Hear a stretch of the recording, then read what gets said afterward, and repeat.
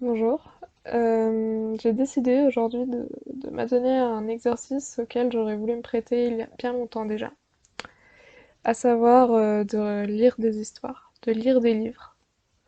Et pas n'importe quel livre, plutôt de préférence des livres que j'admire déjà parce que j'ai envie de prendre plaisir à mes lectures. J'ai pas envie de raconter, j'ai pas envie de passer du temps à lire des choses qui ne me plaisent pas, etc., etc. Il faut quand même transmettre, faut quand même que cette transmission ait un sens. Et cette transmission, elle sera d'autant plus importante, elle prendra d'autant plus grâce à mes yeux, euh, que le livre que je vais vous lire aujourd'hui, c'est Thaïs, un roman d'Anatole France. Et Anatole France, c'est un auteur qui est injustement, selon moi, boudé. C'est un auteur d'un style très classique, mais bon, il faut pas en prendre peur, hein.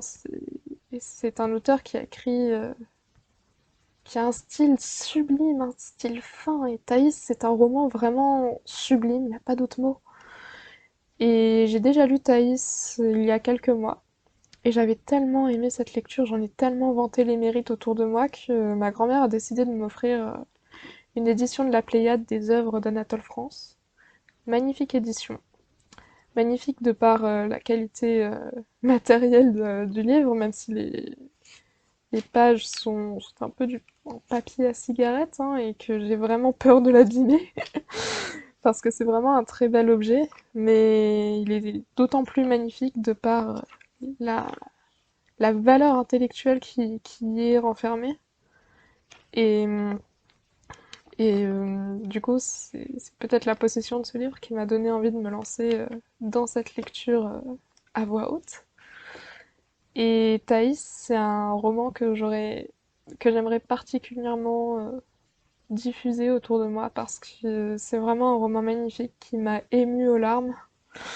Euh, c'est vraiment un très très beau livre et je trouve ça malheureux, ouais, quelque part, qu'il soit pas aussi connu que selon moi il devrait l'être. Après, ça reste que mon avis, ça vaut ce que ça vaut, mais non, vraiment, je trouve ça tellement magnifique que je me dois vous le lire. Et j'ai déjà beaucoup trop parlé, et je commence tout de suite ma lecture avec le premier chapitre. Le lotus. En ce temps-là, le désert était peuplé d'anachorètes. Sur les deux rives du Nil, d'innombrables cabanes, bâties de branchages et d'argile par la main des solitaires, étaient semées à quelque distance les unes des autres, de façon que ceux qui les habitaient pouvaient vivre isolés et pourtant s'entraider au besoin.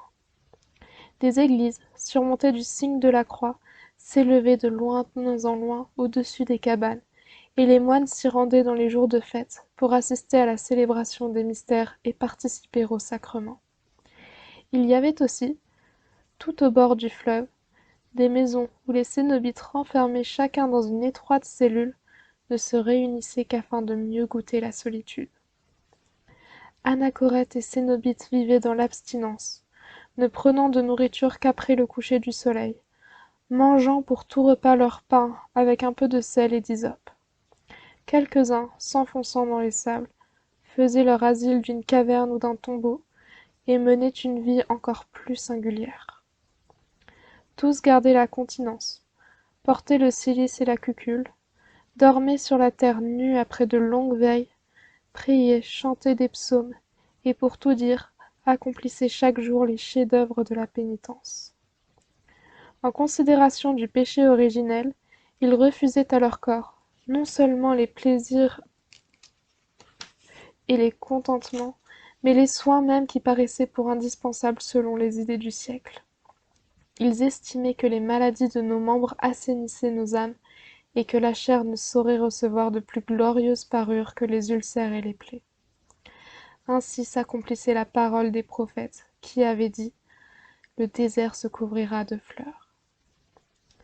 Parmi les hôtes de cette sainte Thébaïde, les uns consumaient leurs jours dans l'ascétisme et la contemplation, les autres gagnaient leur subsistance en tressant les fibres de palme, ou se louaient aux cultivateurs voisins pour le temps de la moisson. Les gentils en soupçonnaient faussement quelques-uns de vivre de brigandage et de se joindre aux Arabes nomades qui pillaient les caravanes. Mais à la vérité, ces moines méprisaient les richesses et l'odeur de leur vertu montée jusqu'au ciel. Des anges semblables à de jeunes hommes venaient, un bâton à la main, comme des voyageurs, visiter les ermitages, tandis que des démons, ayant pris des figures d'Éthiopiens ou d'animaux, erraient autour des solitaires afin de les induire en tentation.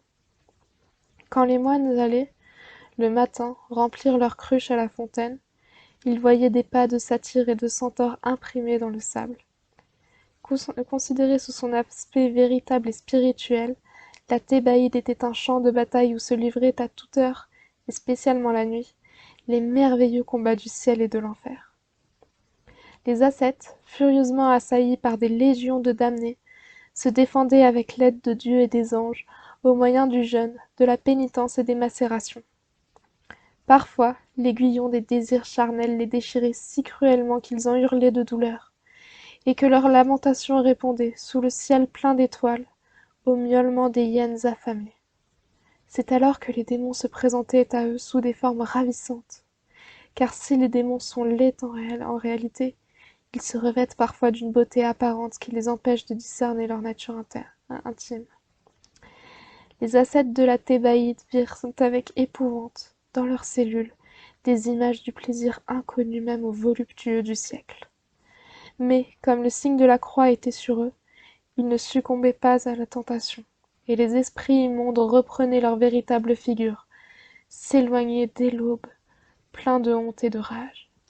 Il n'était pas rare, qu'à l'aube, de rencontrer un de ceux-là s'enfuyant en larmes et répondant à ceux qui l'interrogeaient. Je pleure et je gémis, parce qu'un des chrétiens qui habitent ici m'a battu avec des verges et chassé ignominieusement. Les anciens du désert étendaient leur puissance sur les pécheurs et sur les impies. Leur bonté était parfois terrible.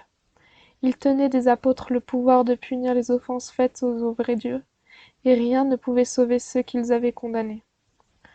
L'on comptait avec épouvante dans les villes et jusque dans le peuple d'Alexandrie que la terre s'entr'ouvrait pour engloutir les méchants qu'ils frappaient de leurs bâtons. Aussi étaient-ils très redoutés des gens de mauvaise vie, et particulièrement des mimes, des baladins, des prêtres mariés et des courtisanes. Telle était la vertu de ces religieux qu'elles soumettaient à son pouvoir jusqu'aux bêtes féroces. Lorsqu'un solitaire était près de mourir, un lion venait creuser une fosse avec ses ongles. Le saint homme, connaissant par là que Dieu l'appelait à lui, s'en allait baiser la joue à tous ses frères. Puis il se couchait avec allégresse pour s'endormir dans le Seigneur. Or, depuis qu'Antoine, âgé de plus de 100 ans, s'était retiré sur le mont Colzin avec ses disciples bien-aimés, Macaire et Amantas, il n'y avait pas dans toute la Thébaïde de moines plus abondants en œuvre que Paphnus, abbé d'Antinoé. À vrai dire, Éphrem et Sérapion commandaient à un plus grand nombre de moines et excellaient dans la conduite spirituelle et temporelle de leur monastère. Mais Paphnus observait les jeûnes les plus rigoureux et demeurait parfois 3 jours entiers sans prendre de nourriture.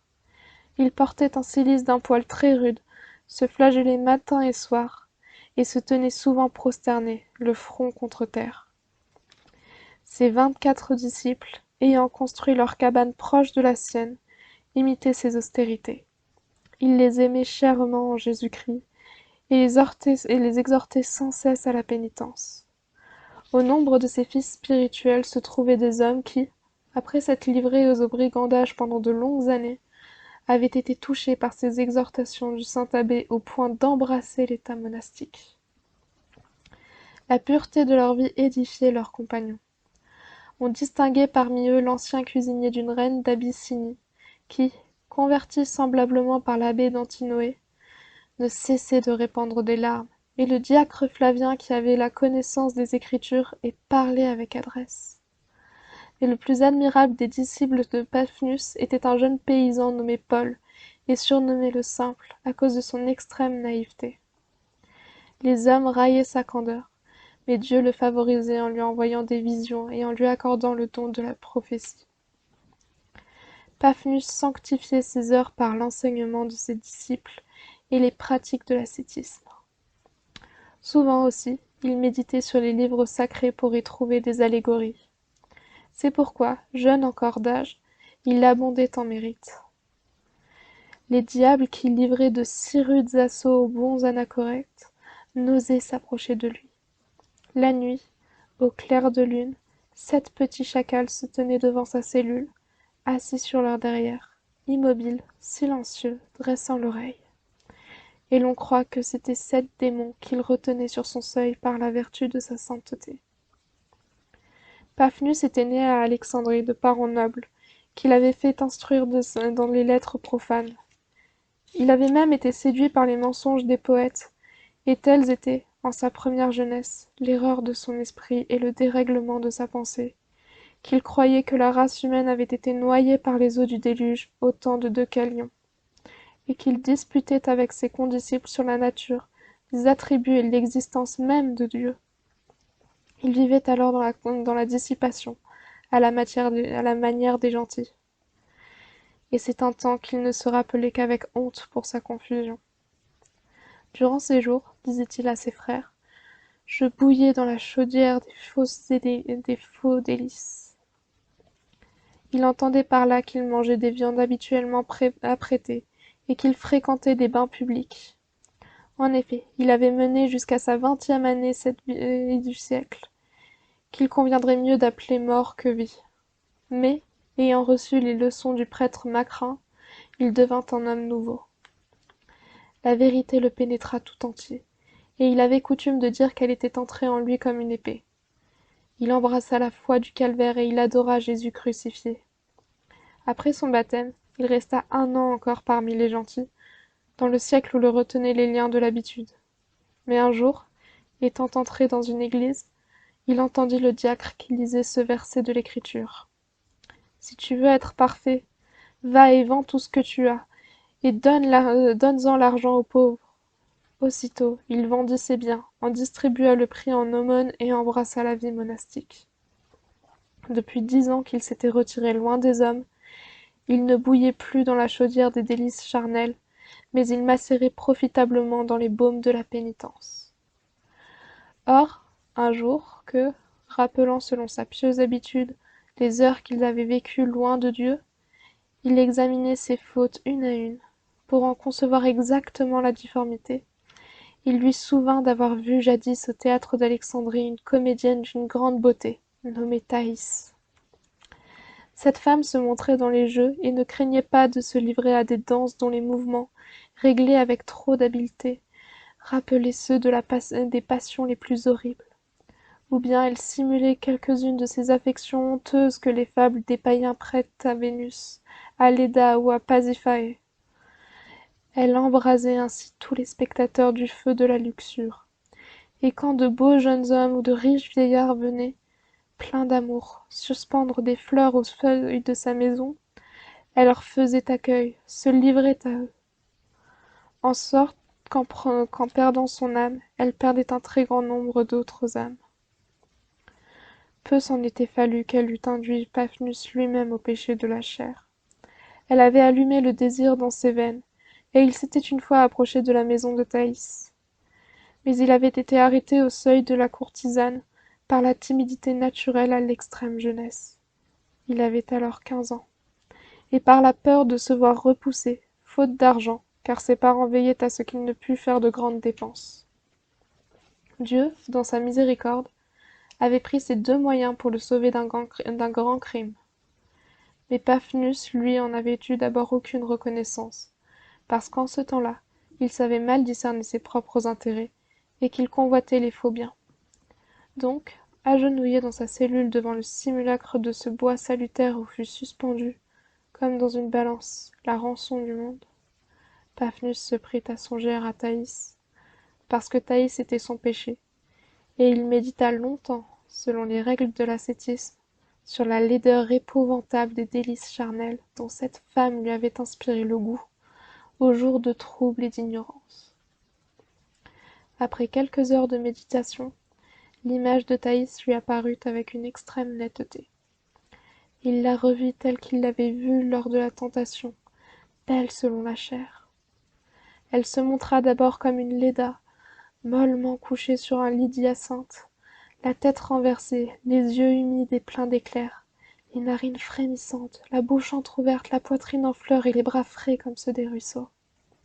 À cette vue, Paphnus se frappait la poitrine et disait: Je te prends à témoin, mon Dieu, que je considère la laideur de mon péché. Cependant l'image changeait insensiblement d'expression. Les lèvres de Thaïs révélaient peu à peu, en s'abaissant aux deux coins de la bouche, une mystérieuse souffrance. Ses yeux agrandis étaient pleins de larmes et de lueurs. De sa poitrine gonflée de soupirs montait une haleine semblable au premier souffle de l'orage. À cette vue, Paphnus se sentit troublé jusqu'au fond de l'âme. S'étant prosterné, il fit cette prière. Toi qui as mis la pitié dans nos cœurs comme la rosée du matin sur les prairies, Dieu juste et miséricordieux, sois béni. Louange, louange à toi. Écarte de ton serviteur cette fausse tendresse qui mène à la concupiscence, et fais-moi la grâce de ne jamais aimer qu'en toi les créatures, car elles passent et tu demeures. Si je m'intéresse à cette femme, c'est parce qu'elle est ton ouvrage. Les anges eux-mêmes se penchent vers elle avec sollicitude. N'est-elle pas, ô Seigneur, le souffle de ta bouche? Il ne faut pas qu'elle continue à pécher avec tant de citoyens et d'étrangers. Une grande pitié s'est élevée pour elle dans mon cœur. Ses crimes sont abominables et la seule pensée m'en donne un tel frisson que je sens se hérisser d'effroi tous les poils de ma chair. Mais plus elle est coupable et plus je dois la plaindre. Je pleure en songeant que les diables la tourmenteront durant l'éternité. Comme il méditait de la sorte, il vit un petit chacal assis à ses pieds. Il en éprouva une grande surprise, car la porte de sa cellule était fermée depuis le matin. L'animal semblait lire dans la pensée de l'abbé, et il remuait la queue comme un chien. Paphnus se signa. La bête s'évanouit. Connaissant alors que pour la première fois le diable s'était glissé dans sa chambre, il fit une courte prière. Puis il songea de nouveau à Thaïs. Avec l'aide de Dieu, se dit-il, il faut que je la sauve. Et il s'endormit. Le lendemain matin, ayant fait sa prière, il se rendit auprès du saint homme Palémon, qui menait, à quelque distance, la vie anachorétique. Il le trouva qui, paisible et riant, léchait la terre selon sa coutume. Palémon était un vieillard. Il cultivait un petit jardin. Les bêtes sauvages venaient lui lécher les mains, et les diables ne le tourmentaient pas. Dieu soit loué, mon frère Paphnus, dit-il, appuyé sur sa bêche. Dieu soit loué, répondit Paphnus, et que la paix soit avec toi, mon frère. La paix soit semblablement avec toi, frère Paphnus, reprit le moine Palémon, et il essuya avec sa manche la sueur de son front. Frère Palémon, nos discours doivent avoir pour unique objet la louange de celui qui a promis de se trouver au milieu de ceux qui s'assemblent en son nom. Ce pourquoi je viens t'entretenir d'un dessein que j'ai formé en vue de glorifier le Seigneur. Puisse donc le Seigneur bénir ton dessein, Paphnus, comme il a béni mes laitues. Il répand tous les matins sa grâce avec la rosée sur mon jardin, et sa bonté m'incite à le glorifier dans les concombres, les super pages en papier à cigarette, pardon, et les citrouilles qu'il me donne. Prions-le qu'il nous garde en sa paix, car rien n'est plus à craindre que le mouvement désordonné qui trouble les cœurs. Quand ces mouvements nous agitent, nous sommes semblables à des hommes ivres, et nous marchons tirés de droite et de gauche, sans cesse près de tomber ignominieusement. Parfois, ces transports nous plongent dans une joie déréglée, et celui qui s'y abandonne fait retenir dans l'air souillé le rire épais des brutes. Cette joie lamentable entraîne le pécheur dans toutes sortes de désordres. Mais parfois aussi ces troubles de l'âme et des sens nous jettent dans une tristesse impie, plus funeste mille fois que la joie. Frère Paphnus, je ne suis qu'un malheureux pécheur. Mais j'ai éprouvé dans ma longue vie de cénobite ce que le cénobite n'a de pire ennemi que la tristesse. J'entends par là cette mélancolie tenace qui enveloppe l'âme comme une brume et qui cache la lumière de Dieu. Rien n'est plus contraire au salut, Et le plus grand triomphe du diable est de répandre une âcre et noire humeur dans le cœur d'un religieux. S'il ne nous envoyait que des tentations joyeuses, il ne serait pas de moitié si redoutable. Hélas! Il excelle à nous désoler. N'a-t-il pas montré à notre père Antoine un enfant noir d'une telle beauté que sa vue tirait les larmes? Avec l'aide de Dieu, notre père Antoine évita le piège du démon. Je l'ai connu du temps où il vivait parmi nous. Il s'égayait de ses disciples, et jamais il ne tomba dans la mélancolie.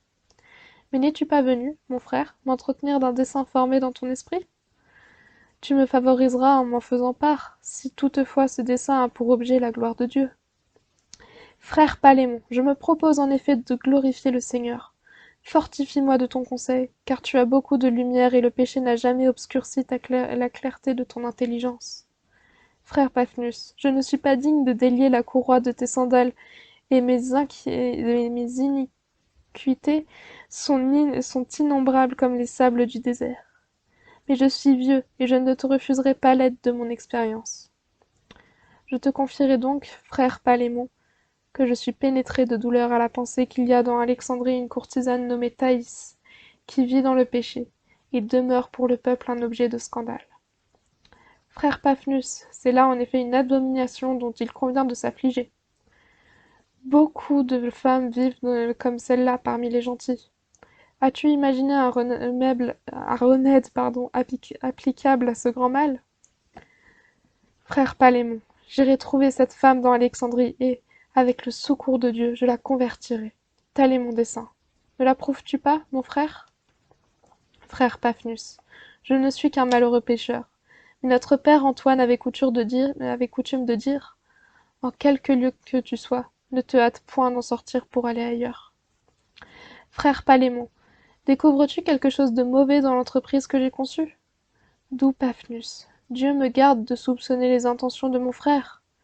Mais notre père Antoine disait encore, les poissons qui sont tirés en un lieu sec y trouveront la mort. Pareillement, il advient que les moines qui s'en vont hors de leurs cellules et se mêlent aux gens du siècle s'écartent des bons propos.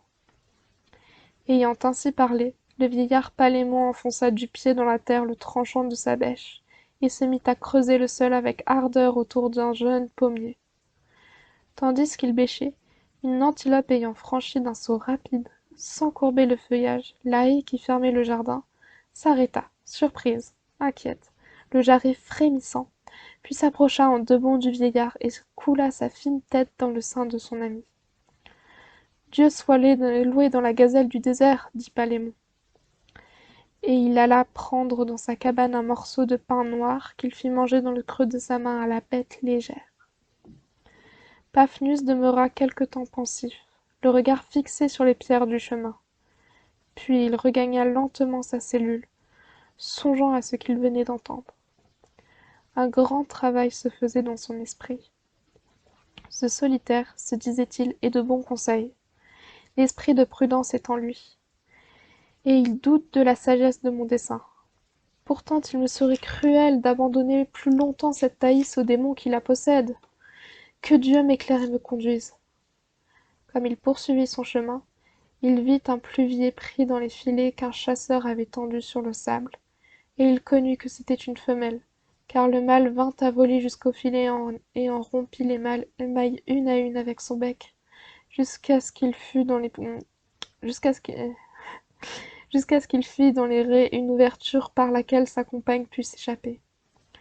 L'homme de Dieu contemplait ce spectacle et, comme par la vertu de sa sainteté, il comprenait aisément le sens mystique des choses. Il connut que l'oiseau captif n'était autre que Thaïs, prise dans les lacs des abominations, et que, à l'exemple du pluvier, qui coupait les fils du chanvre avec son bec, il devait rompre, en prononçant des paroles puissantes, les invisibles liens par lesquels Thaïs était retenue dans le péché. C'est pourquoi il loua Dieu et fut raffermi dans sa résolution première.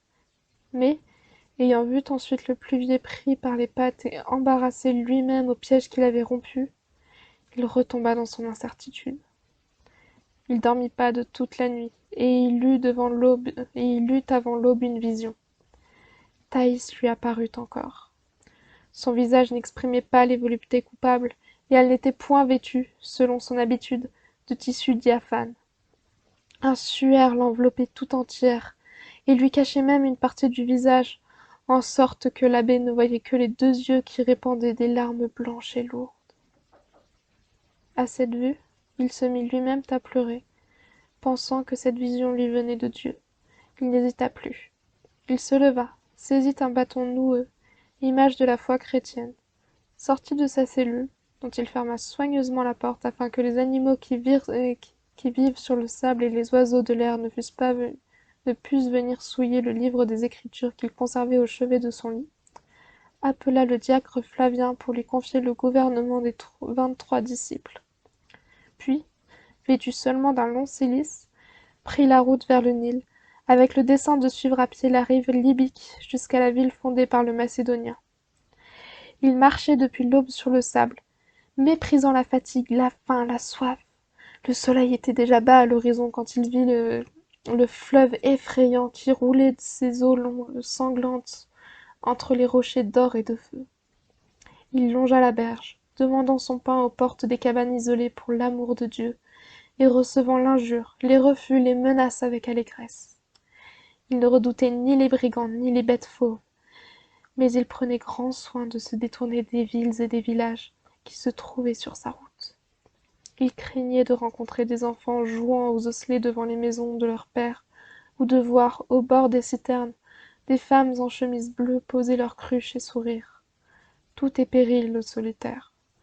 C'est parfois un danger pour lui de lire dans l'Écriture que le divin maître allait de ville en ville et soupait avec ses disciples.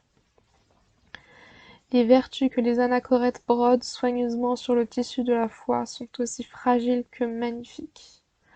Un souffle du siècle peut en tenir les agréables couleurs. C'est pourquoi Paphnus évitait d'entrer dans les villes, craignant que son cœur ne s'amollît à la vue des hommes. Il s'en allait donc par les chemins solitaires. Quand venait le soir, le murmure des tamaris, caressé par la brise, lui donnait le frisson, et il rabattit son capuchon sur ses yeux pour ne plus voir la beauté des choses. Après 6 jours de marche, il parvint en un lieu nommé Silsilé. Le fleuve y coule dans une étroite vallée qui borde une double chaîne de montagnes de granit. C'est là que les Égyptiens, au temps où ils adoraient les démons, taillaient leurs idoles. Paphnus y vit une énorme tête de sphinx, encore engagée dans la roche. Craignant qu'elle ne fût animée de quelque vertu diabolique, il fit le signe de la croix et prononça le nom de Jésus. Aussitôt une chauve-souris s'échappa d'une des oreilles de la bête, et Paphnus connut qu'il y avait chassé le mauvais esprit qui était en cette figure depuis plusieurs siècles. Son zèle s'en accrut, et, ayant ramassé une grosse pierre, il la jeta à la face de l'idole. Alors le visage mystérieux du sphinx exprima une si profonde tristesse que Paphnus en fut ému. En vérité, l'expression de douleur surhumaine dont cette face de pierre était empreinte aurait touché l'homme le plus insensible. C'est pourquoi Paphnus dit au sphinx: Ô bête, à l'exemple des satyres et des centaures que vit dans le désert notre père Antoine, confesse la divinité de Jésus-Christ, et je te bénirai au nom du Père, du Fils et de l'Esprit. Il dit. Une lueur rose sortit des yeux du sphinx. Les lourdes paupières de la bête tressaillirent et les lèvres du granit articulèrent péniblement, comme un écho de la voix de l'homme, le saint nom de Jésus-Christ. C'est pourquoi Paphnus, étendant la main droite, bénit le sphinx de Silsilé. Cela fait, il poursuivit son chemin, et, la vallée s'étant élargie, il vit les ruines d'une ville immense. Les temples, restés debout, étaient portés par des idoles qui servaient de colonnes, et avec la permission de Dieu, des têtes de femmes aux cornes de vaches attachaient sur Paphnus un long regard qui le faisait pâlir. Il marcha ainsi 17 jours, mâchant pour toute nourriture quelques herbes crues, et dormant la nuit dans les palais écroulés, parmi les chats sauvages et les rats de Pharaon, auxquels venaient se mêler des femmes dont le buste se terminait en poisson squameux. Mais Paphnus savait que ces femmes venaient de l'enfer, et il les chassait en faisant le signe de la croix. Le 18e jour, ayant découvert, loin de tout village, une misérable hutte de feuilles de palmier, à demi ensevelie sous le sable qu'apporte le vent du désert, il s'en approcha avec l'espoir que cette cabane était habitée par quelque pieux anachorète. Comme il n'y avait point de porte, il aperçut à l'intérieur une cruche, un tas d'oignons et un lit de feuilles sèches. Voilà, se dit-il, le mobilier d'un ascète. Communément, les ermites s'éloignent peu de leur cabane. Je ne manquerai pas de rencontrer bientôt celui-ci. Je veux lui donner le baiser de paix, à l'exemple du saint solitaire Antoine qui, s'étant rendu auprès de l'ermite Paul, l'embrassa par 3 fois. Nous nous entretiendrons des choses éternelles, et peut-être notre Seigneur nous enverra-t-il par un corbeau un pain que mon hôte m'invitera honnêtement à rompre. Tandis qu'il se parlait ainsi à lui-même, il tournait autour de la hutte, cherchant s'il ne découvrirait personne.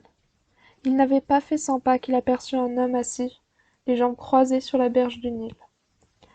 Cet homme était nu, sa chevelure comme sa barbe entièrement blanche, et son corps plus rouge que la brique.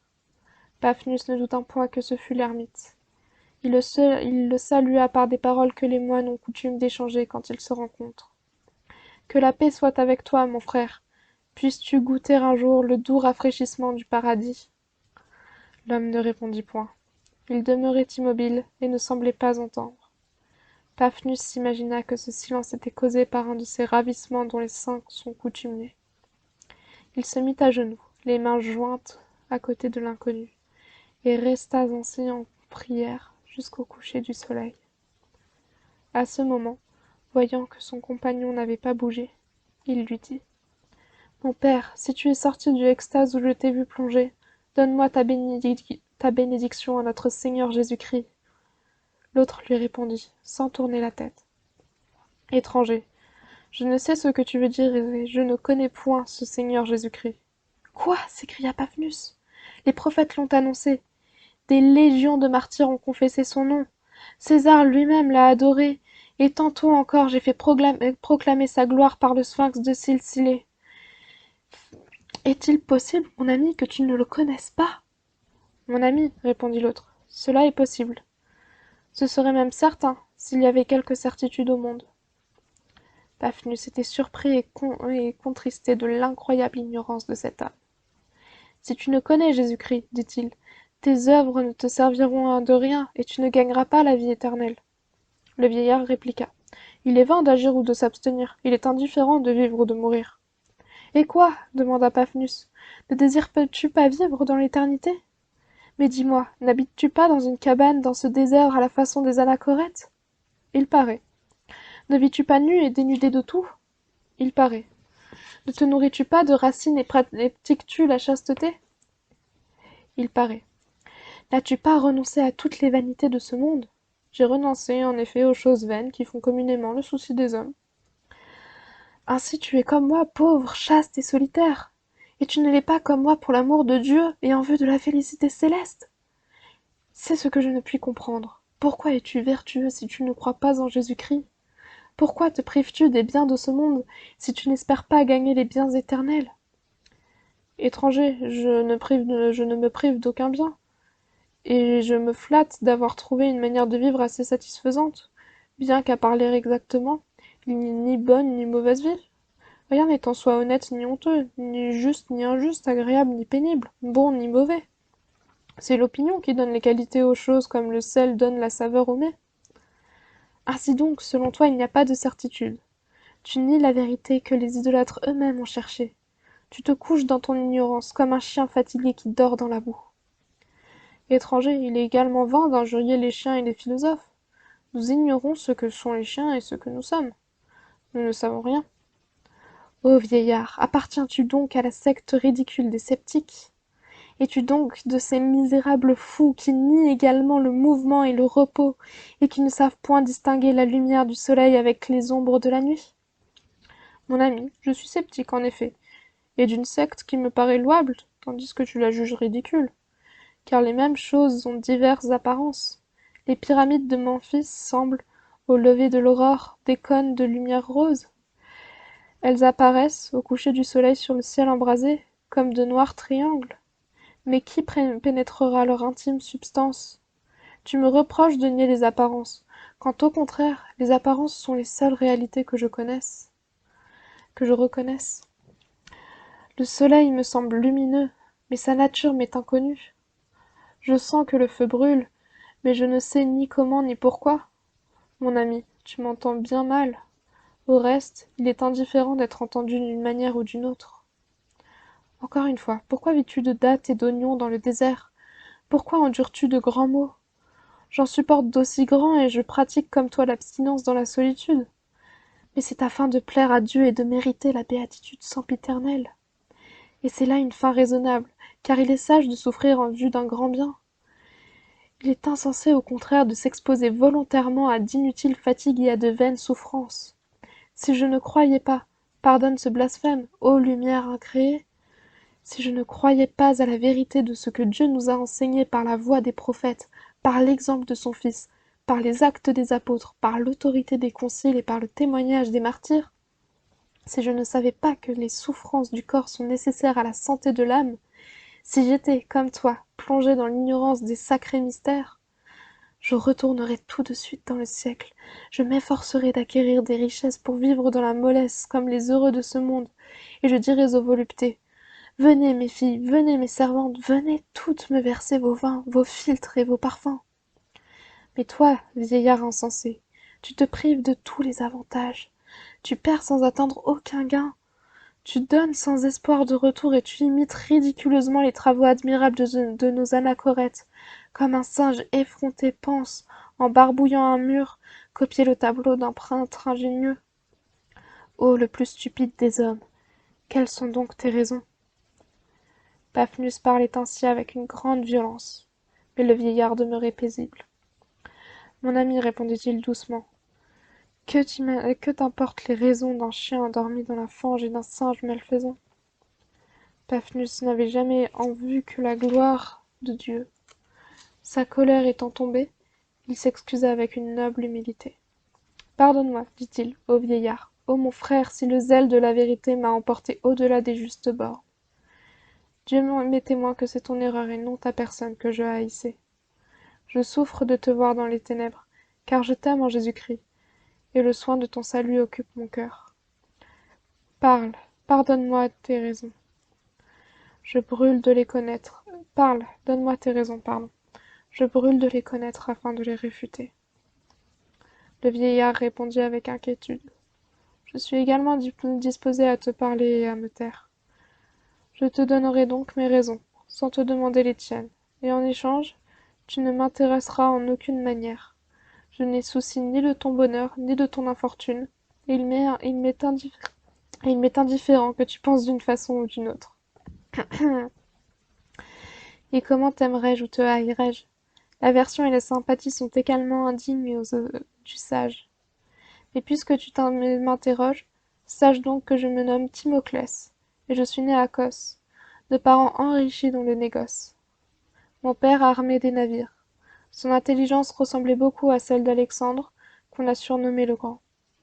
Pourtant, elle était moins épaisse. Bref, c'était une pauvre nature d'homme. J'avais 2 frères, qui suivaient comme moi la profession d'armateur. Moi, je professais la sagesse. Or mon frère aîné fut contraint par notre père d'épouser une femme carienne, nommée Timaessa, qui lui déplaisait si fort qu'il ne put vivre à son côté sans tomber dans une noire mélancolie. Cependant, Timaessa inspirait à notre frère cadet un amour criminel, et cette passion se changea bientôt en une manie furieuse. La carienne les tenait tous deux en égale aversion. Mais elle aimait un joueur de flûte. Il le recevait la nuit dans sa chambre. Un matin, il y laissa la couronne qu'il portait d'ordinaire dans les festins. Mes 2 frères ayant trouvé cette couronne, jurèrent de tuer le joueur de flûte, et, dès le lendemain, ils le firent périr sous le fouet, malgré ses larmes et ses prières. Ma belle-sœur en éprouva un désespoir qui lui fit perdre la raison. Et ces 3 misérables, devenus semblables à des bêtes, promenaient leur démence sur les rivages de Cos, hurlant comme des loups, l'écume aux lèvres, le regard attaché à la terre parmi des huées d'enfants qui leur jetaient des coquilles. Ils moururent, et mon père les ensevelit de ses mains. Peu de temps après, Son estomac refusa toute nourriture, et il expira de faim, assez riche pour acheter toutes les viandes et toutes les fruits des marchés de l'Asie. Il était désespéré de me laisser sa fortune. Je l'employais à voyager. Je visitais l'Italie, la Grèce, l'Afrique, sans rencontrer personne de sage ni d'heureux. J'étudiai la philosophie à Athènes et à Alexandrie, et je fus étourdi du bruit des disputes. Enfin, m'étant promené jusque dans l'Inde, je vis au bord du Gange un homme nu, qui demeurait là, immobile, les jambes croisées depuis 30 ans. Des lianes couraient autour de son corps desséché, et les oiseaux nichaient dans ses cheveux. Il vivait pourtant. Je me rappelai à sa vue Timaessa, le joueur de flûte, mes 2 frères et mon père, et je compris que cet Indien était sage. Les hommes, me dis-je, souffrent parce qu'ils sont privés de ce qu'ils croient être un bien, ou que, le possédant, ils craignaient de le perdre, ou parce qu'ils endurent ce qu'ils croient être un mal. Supprimez toute croyance de ce genre, et tous les maux disparaissent. C'est pourquoi je résolus de ne jamais tenir aucune chose pour avantageuse, de professer l'entier détachement des biens de ce monde, et de vivre dans la solitude et dans l'immobilité, à l'exemple de cet Indien. Paphnus avait écouté attentivement le récit du vieillard. Timoclès de Cos, répondit-il, je confesse que tout, dans tes propos, n'est pas dépourvu de sens. Il est sage, en effet, de mépriser les biens de ce monde. Mais il serait insensé de mépriser pareillement les biens éternels et de s'exposer à la colère de Dieu. Je déplore ton ignorance, Timoclès, et je vais t'instruire dans la vérité, afin que tu connaisses qu'il existe un Dieu en 3 hypostases. Tu obéisses à ce Dieu comme à un enfant à son père. Mais Timoclès, l'interrompant, garde-toi, étranger, de m'exposer tes doctrines, et ne pense pas me contraindre à partager tes sentiments. Toute dispute est stérile. Mon opinion est de n'avoir pas d'opinion. Je vis exempt de troubles à condition de vivre sans préférence. Poursuis ton chemin, et ne tente pas de me tirer de la bienheureuse apathie où je suis plongé, comme dans un bain délicieux après les rudes travaux de mes jours. Paphnus était profondément instruit dans les choses de la foi. Par la connaissance qu'il avait des cœurs, il comprit que la grâce de Dieu n'était pas sur le vieillard Timoclès, et que le jour du salut n'était pas encore venu pour cette âme acharnée à sa perte. Il ne répondit rien, de peur que l'édification tournât en scandale. Car il arrive parfois qu'en disputant contre les fidèles, on les induit de nouveau en péché, loin de les convertir. C'est pourquoi ceux qui possèdent la vérité doivent la répandre avec prudence. Adieu donc, dit-il, malheureux Timoclès. Et, poussant un grand soupir, il reprit dans la nuit son pieux voyage. Au matin, il vit des ibis immobiles sur une patte, au bord de l'eau qui reflétait leur cou pâle et rose. Les saules étendaient au loin sur la berge leur doux feuillage gris. Des grues volaient en triangle dans le ciel clair, et l'on entendait parmi les roseaux le cri des hérons invisibles.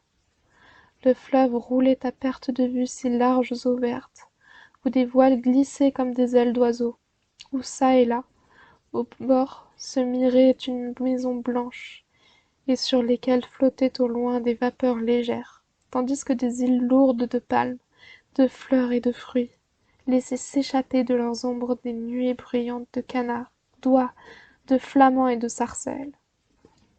À gauche, la grasse vallée étendait jusqu'au désert ses champs et ses vergers qui frissonnaient dans la joie, le soleil dorait les épis, et la fécondité de la terre exhalait en poussière odorante. À cette vue, Paphnus tombant à genoux, s'écria « Béni soit le Seigneur qui a favorisé mon voyage, toi qui répands ta rosée sur les figuiers de l'Aristinoïde. Mon Dieu, fais descendre ta grâce dans l'âme de cette Thaïs qui n'a pas formé avec moins d'amour que les fleurs des champs et les arbres du jardin. Puisse-t-elle fleurir par mes soins, comme un rosier balsamique dans ta Jérusalem céleste. » Et chaque fois qu'il voyait un arbre fleuri ou un brillant oiseau, il songeait à Thaïs. C'est ainsi que, longeant le bras gauche du fleuve et traversant des contrées fertiles et populeuses, il atteignit en peu de journées cette Alexandrie que les Grecs ont surnommée la Belle et la Dorée. Le jour était levé depuis 1 heure, quand il découvrit, du haut d'une colline, la ville spacieuse dont les toits étincelaient dans la vapeur rose. Il s'arrêta, et, croisant les bras sur sa poitrine, voilà donc, se dit-il, le séjour délicieux où je suis né dans le péché, l'air brillant où j'ai respiré des parfums empoisonnés, la mer voluptueuse où j'ai écouté chanter les sirènes. Voilà mon berceau selon la chair, voilà ma patrie selon le siècle. Berceau fleuri, patrie illustre au jugement des hommes. Il est naturel à tes enfants, Alexandrie, de te chérir comme une mère, et je fus engendré dans ton sein magnifiquement paré. Mais l'ascète méprise la nature, le mystique dédaigne les apparences, le chrétien regarde sa patrie humaine comme un lieu d'exil, le moine échappe à la terre. J'ai détourné mon cœur de ton amour, Alexandrie. Je te hais pour ta richesse, pour ta science, pour ta douceur, pour ta beauté. Sois maudit, temple des démons. Couche impudique des gens chers empestés des Ariens, sois maudite. Et toi, fils ailé du ciel qui conduisit le saint ermite Antoine, notre père, quand, venu du fond du désert, il pénétra dans cette citadelle de l'idolâtrie pour affermir la foi des confesseurs et la constance des martyrs, bel ange du Seigneur, invisible enfant, premier souffle de Dieu, vole devant moi et parfume du battement de tes ailes l'air corrompu que je vais respirer parmi les princes ténébreux du siècle. Il dit, et il reprit sa route. Il entra dans la ville par la porte du soleil. Cette porte était de pierre et s'élevait avec orgueil. Mais des misérables, accroupis dans son ombre, offraient aux passants des citrons et des figues, ou mendiaient une obole en se lamentant. Une vieille femme en haillons qui était agenouillée là, saisit le cilice du moine, le baisa et dit « Homme du Seigneur, bénis-moi afin que Dieu me bénisse. J'ai beaucoup souffert en ce monde. Je veux avoir toutes les joies dans l'autre. Tu viens de Dieu, ô saint homme, c'est pourquoi la poussière de tes pieds est plus précieuse que l'or. Le Seigneur soit loué, dit Paphnus. Et il forma de sa main entr'ouverte le signe de la rédemption sur la tête de la vieille femme. Mais à peine avait-il fait 20 pas dans la rue qu'une troupe d'enfants se mit à le huer et à lui jeter des pierres en criant « Oh, le méchant moine! Il est plus noir qu'un cynocéphale et plus barbu qu'un bouc. C'est un fainéant. Que ne le prend-on dans quelque verger, comme un priape de bois, pour effrayer les oiseaux? Mais non, il attirerait la grêle sur les amandiers en fleurs. Il porte malheur. Qu'on le crucifie, le moine, qu'on le crucifie. » Et les pierres volaient avec les cris. Mon Dieu bénissez ces pauvres enfants, murmura Paphnus. Et il poursuivit son chemin, songeant. Je suis en vénération à cette vieille femme et en mépris à ses enfants. Ainsi un même objet est apprécié différemment par les hommes, qui sont incertains dans leur jugement et sujets à l'erreur. Il faut en convenir, pour un gentil, le vieillard Timoclès n'est pas dénué de sens. Aveugle, il se sait privé de lumière. Combien il l'emporte pour le raisonnement sur ces idolâtres qui s'écrient du fond de leurs épaisses ténèbres. Je vois le jour. Tout dans ce monde est mirage et sable mouvant. En Dieu seul est la stabilité. Cependant, il traversait la ville d'un pas rapide. Après 10 années d'absence, il en reconnaissait chaque pierre, et chaque pierre était une pierre de scandale qui lui rappelait un péché. C'est pourquoi il frappait rudement de ses pieds nus les dalles des larges chaussées, et il se réjouissait d'y marquer la trace sanglante de ses talons déchirés. Laissant à sa gauche les magnifiques portiques du temple de Sérapis, il s'engagea dans une voie bordée de riches demeures qui semblaient assoupies parmi les parfums. Là les pins, les érables, les térébinthes élevaient leurs têtes au-dessus des corniches rouges et des accorettes d'or. On voyait par les portes entr'ouvertes des statues d'airain dans les vestibules de marbre et des jets d'eau au milieu des feuillages. Aucun bruit ne troublait la paix de ces belles retraites. Le moine s'arrêta devant une maison assez petite, mais de nobles proportions, et soutenue par des colonnes gracieuses comme des jeunes filles. Elle était ornée de bustes en bronze des plus illustres philosophes de la Grèce. Il y reconnut Platon, Socrate, Aristote, Épicure et Zénon, et ayant heurté le marteau contre la porte, il attendit en songeant. C'est en vain que le métal glorifie ces faux sages. Leurs mensonges sont confondus. Leurs âmes sont plongées dans l'enfer, et le fameux Platon lui-même, qui remplit la terre du bruit de son éloquence, ne se dispute désormais qu'avec le diable. Un esclave vint ouvrir la porte et, trouvant un homme pieds nus sur la mosaïque du sol, il lui dit durement: Va manger ailleurs, moine ridicule, et n'attends pas que je te chasse à coups de bâton. Mon frère, répondit l'abbé d'Antinoé, je ne te demande rien, sinon que tu me conduises à Nikias, ton frère, sinon que tu me conduises à Nikias, ton maître. L'esclave répondit avec plus de colère: Mon maître ne reçoit pas des chiens comme toi. Mon fils, reprit Paphnus, fais, s'il te plaît, ce que je te demande et dis à ton maître que je désire le voir. Hors d'ici, vil mendiant, s'écria le portier furieux. Et il leva son bâton sur le saint homme qui, mettant ses bras en croix contre sa poitrine, reçut sans s'émouvoir le coup en plein visage, puis répéta doucement: Fais ce que je t'ai demandé, mon fils, je te prie. Alors le portier, tout tremblant, murmura: Quel est cet homme qui ne craint point la souffrance? Et il courut avertir son maître. Nikias sortait du bain. De belles esclaves promenaient les strélules sur son corps. C'était un homme gracieux et souriant. Une expression de douce ironie s'était répandue sur son visage. À la vue du moine, il se leva et s'avança les bras ouverts. C'est toi, s'écria-t-il, Paphnus, mon condisciple, mon ami, mon frère. Oh, je te reconnais bien qu'à vrai dire, tu ne te sois rendu plus semblable à une bête qu'à un homme. Embrasse-moi. Te souvient-il du temps où nous étudions ensemble la grammaire, la rhétorique et la philosophie? On te trouvait déjà l'humeur sombre et sauvage, mais je t'aimais pour ta parfaite sincérité. Nous disions que tu voyais l'univers avec les yeux farouches du cheval, et qu'il n'était pas surprenant que tu fusses ombrageux. Tu manquais d'un peu d'éthicisme, mais ta libéralité n'avait pas de bornes. Tu ne tenais ni à ton argent ni à ta vie. Et il y avait en toi un génie bizarre, un esprit étrange qui m'intéressait infiniment. Sois le bienvenu, mon cher Paphnus, après 10 ans d'absence. Tu as quitté le désert, tu renonces aux superstitions chrétiennes et tu renais à l'ancienne vie. Je marquerai ce jour d'un caillou blanc. Crobyle et Myrtale, ajouta-t-il en se tournant vers les femmes, parfumez les pieds, les mains et la barbe de mon cher hôte. Déjà elles apportaient en souriant l'aiguillère, les fioles et le miroir de métal. Mais Paphnus, d'un geste impérieux, les arrêta, et tint les yeux baissés pour ne les plus voir, car elles étaient nues. Cependant, Nikias lui présentait des coussins, lui offrait des mets et des breuvages divers que Paphnus refusait avec mépris. Nikias, dit-il, je n'ai pas renié ce que tu appelles faussement la superstition chrétienne, et qui est la vérité des vérités. Au commencement était le Verbe, et le Verbe était en Dieu, et le Verbe était Dieu. Tout a été fait par lui, et rien de ce qui a été fait n'a été fait sans lui. En lui était la vie, et la vie était la lumière des hommes. Cher Paphnus, répondit Nikias, qui venait de revêtir une tunique parfumée. Penses-tu m'étonner en récitant des paroles assemblées sans art qui ne sont qu'un vain murmure? As-tu oublié que je suis moi-même quelque peu philosophe?